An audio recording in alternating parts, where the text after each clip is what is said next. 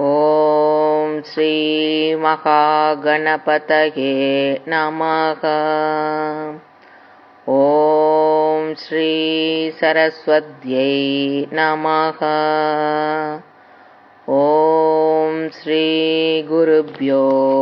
नमः। सुब्रह्मण्य भुजङ्गम् सदा बालरूपापि विघ्नात्रिहन्त्री महादन्ति वक्त्रापि पञ्चास्य मान्या वेदेन्द्रादिमृग्या गणेशाभिधामे विदत्तां श्रियं कापि कल्याणमूर्तिः। न जानामि शब्दं न जानामि चार्धं न जानामि पद्यं न जानामि गद्यं चिदेका षडास्याकृतित्योदते मे मुखान्निस्सरन्ते गिरच्चाभिचित्रम् मयूराधिरूढं महावाक्यगूढं मनोहारिदेहं महच्चित्तगेहं महीदेवदेवं महावेदभावं महादेवबालं भजे लोकपालम् यदा सन्निधानं गदा नवामे भवाम्भोधिपारं कदास्ते तदैव इति स्वञ्जयन् सिन्धुतीरे य आस्ते तमीडे पवित्रं पराशक्तिपुत्रं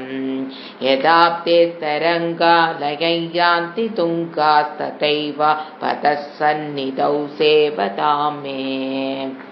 इति पङ्क्तिर्नृणां दर्शयन्तं सदा भावये हृत्सरोजे गुहन्तम् गिरौ मन्निवासे नरागेधिरूढास्तदा पर्वते राजते तेधिरूढाः इदेव ब्रुवन् गन्धशैलाधिरूढः स देवो मुदे मे सदा षण्मुखोऽस्तु महाम्भोधितीरे महापापचोरे मुनीन्द्रानुकूले सुगन्धाख्यशैले गुहायां वसन्तं स्वभासा लसन्तं जनार्तिं हरन्तं श्रयामो गुहन्तं लसत्वर्णगेहे नृणां कामदोहे सुमस्तोमसञ्चन्नमाणिक्यमञ्चे समुद्यत्सहस्राकतुल्यप्रकाशं सदा भावये कार्तिकेयं सुरेशम् रणदंसके मञ्जुलेऽत्यन्तशोणे मनोहारि लावण्यपीयूषपूर्णे मनःषट्पदो मे भवक्लेशतप्तः सदा मोदतां स्कन्दते पादपद्मे सुवर्णाभविदिव्याम्बरैर्भासमानां वनत्किङ्किणी मेखला शोभमानां लसद्धेमपट्टे न विद्योतमानां कटिं भावये स्कन्दते दीप्यमानां पुलिन्देशकन्या गणा भोगतुङ्गास्तना लिङ्गस्नासक्तकाश्मीरराहं नमस्यां यकं तारकारे तवोरस्वभक्ता वने सर्वदा सानुरागं विदौ क्लृप्तदण्डान् स्वलीलादृदाण्डान् निरस्ते भशुण्डान् द्विषत्कालदण्डान् अदेन्द्रादिषण्डान् जगत्त्राणशौण्डान् सदा ते प्रचण्डान् श्रये बाहुदण्डान् सदा शारदाशन्मृगाङ्गा यदि स्युः समुद्यन्त एव स्थिता चेत् समन्तात् सदा पूर्णबिम्बा कलङ्कैश्च हीनास्तदा स्वन्मुखाना भ्रुवे स्कन्दसाम्यम् स्फुरन्मन्दहासैः सहंसानि सञ्चत्कटाक्षावलिभृङ्गसङ्गोज्ज्वलानि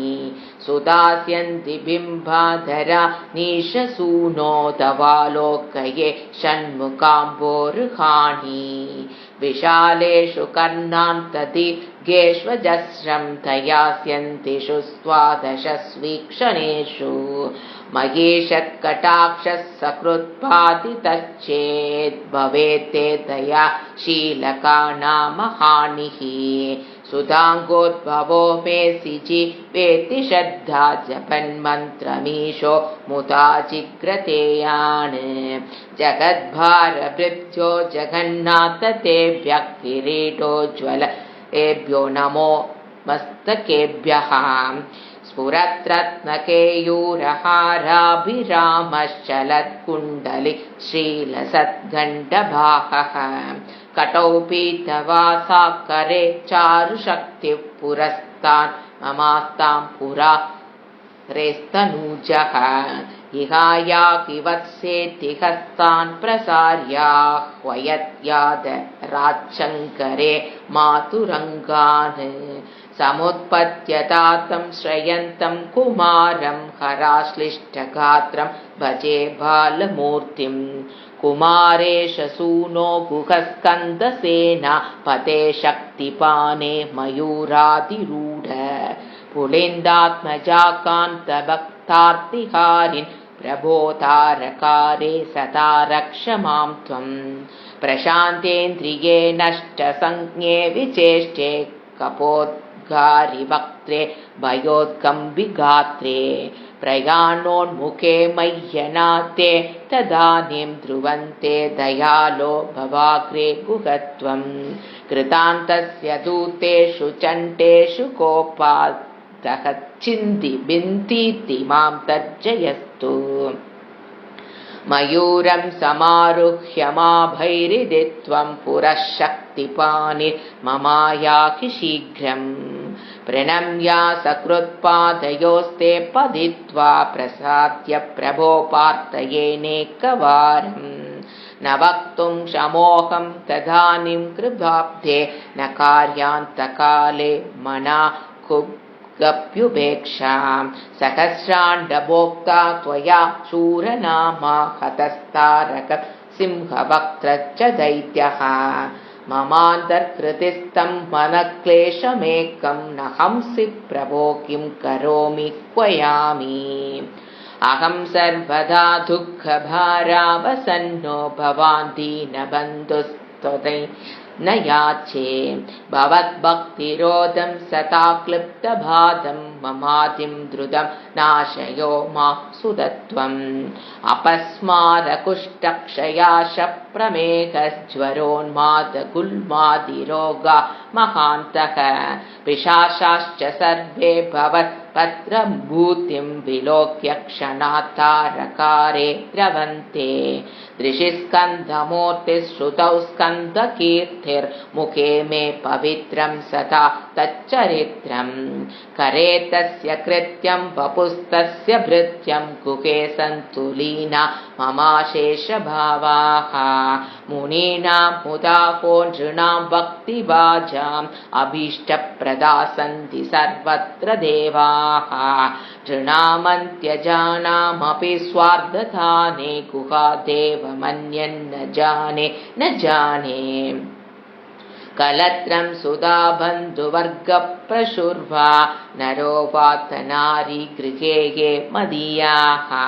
भजन्तो नमन्तस्तुवन्तो भवन्तं स्मरन्तश्च ते सन्तु सर्वे कुमार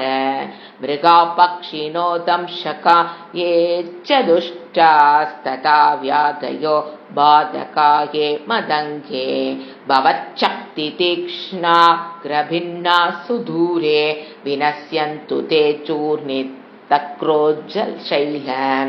सनित्रिपिता च स्वपुत्रापराधं सहेतेन किं देवसेनाधिनाथ अहं चाति बालो भवान् लोकतातः क्षमस्वापराधं समस्तं महेश नमः केकिने शक्तये चापि तुभ्यं नमच्छाकतुभ्यं नमः कुक्कुडाय नमः सिन्धवे सिन्धुदेशाय तुभ्यं पुनस्कन्धमूर्ते नमस्ते नमोस्तु जयानन्दभूमन् जया पारधामन् जया मोगकीर्ते जयानन्दमूर्ते जयानन्दसिन्धो जयाशेषबन्धो जयत्वं सदा मुक्तिदानेश सूनो भुजङ्गाख्यवृत्तेन क्लिप्तं स्वदय्यः पठेद् भक्तियुक्तो मुक्तो गुहं सम्प्रणम्य